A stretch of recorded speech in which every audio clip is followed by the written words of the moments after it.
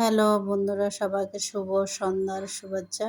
আশা করছি সবাই ভালো আছেন। আজকে সন্ধ্যার নাস্তা বানাচ্ছি, পেঁয়াজও বানাচ্ছি।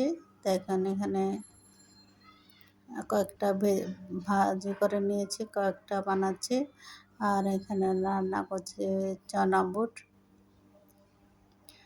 তো তেলে গরম মশলা, গোটা গরম মশলা দিয়ে পেঁয়াজ টমেটো একটু লালচে করে নিয়েছি। তারপর হলুদ হলুদ গুঁড়ো দিয়েছি, এখানে তেজপাতাও দিয়েছি, ধনে গুঁড়ো দিয়ে দিলাম, জিরে গুঁড়ো দিয়ে দিলাম,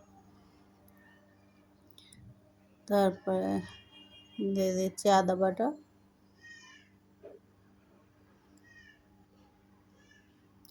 এবার একটু পানি দিয়ে মশলাগুলো খুব ভালো করে কষিয়ে নেব।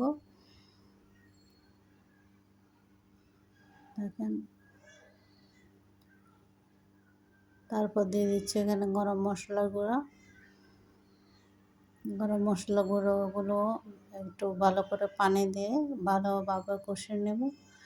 এখানে পেঁয়াজ ভাজা হয়ে গেছে।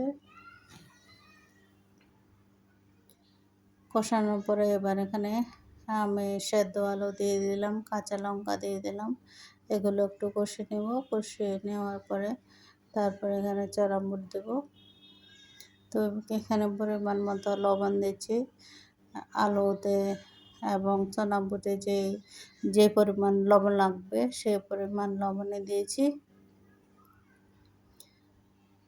তো এগুলো একটু কষিয়ে নেওয়ার পর এখানে আমি চানা বুটগুলো দিয়ে দিয়েছি। চানা বুট আগে সেদ্ধ করে নিয়েছি, সেদ্ধ করে এগুলো ভালো করে ধুয়ে নিয়েছি। তারপরে এগুলো আবার মশলার সাথে খুব ভালোভাবে মিক্স করব। মিক্স করে রান্না করা হয়ে গেল।